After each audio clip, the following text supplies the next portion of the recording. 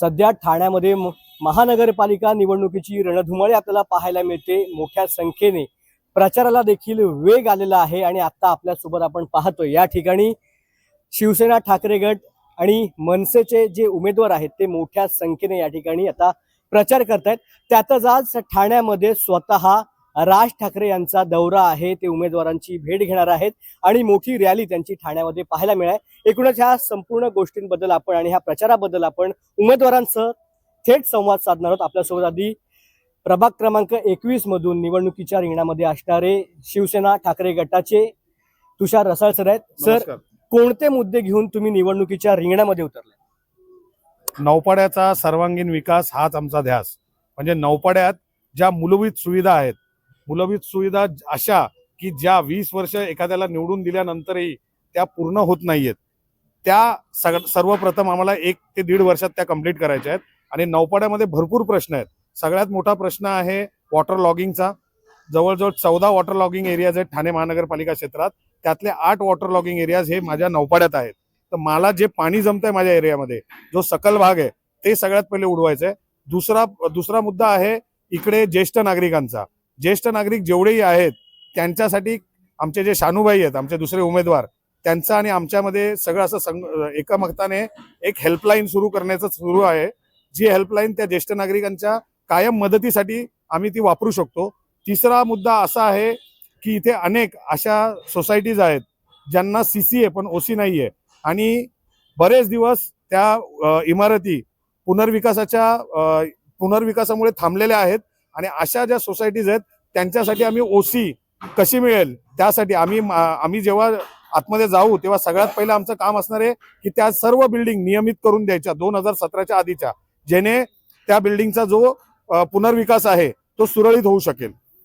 आपल्यासोबत मनसेच्या उमेदवार आहेत उर्मिला डोंगरे मॅडम, तुम्ही ह्या प्रभागातून पूर्ण पॅनलमधून एकमेव मनसेच्या या ठिकाणी पहिल्या 2 उमेदवार आहेत, तुम्ही पहिले आहेत। काय सांगाल, कोणतं विजन घेऊन तुम्ही निवडणुकीच्या रिंगणामध्ये उतरले आहेत आणि आज राज ठाकरे स्वतः या ठिकाणी येत आहेत, तर काय भावना मनामध्ये? नमस्कार, मी उर्मिला संगम डोंगरे, महाराष्ट्र नवनिर्माण सेना। तर आमच्याकडे भरपूर समस्या आहेत महिलांच्या आणि सर्वांच्या, की लोक म्हणतात आम्हाला चालायला फुटपाथ नाहीये, फुटपाथच्या आहेत, पुन्हा ते ड्रेनेज लाईन मधनं सगळं चॉकअप होतं ते आहेत। अजून खूप म्हणजे समस्या लोकांनी आम्हाला सगळ्यांनी त्यांचे प्रॉब्लेम सांगितले आहेत। ते काही ठिकाणी ते कुत्रेचे त्रास आहेत, पुन्हा काही लोकांना ते म्हणजे रस्त्यावरती पब्लिक कशीही म्हणजे स्मोकिंग या सगळी ड्रिंकिंग करते, ते खूप म्हणजे असे प्रॉब्लेम्स एक सर्वांना आहेत। असं या मुद्द्यांवरती आम्ही सगळं म्हणजे बघणार आहोत।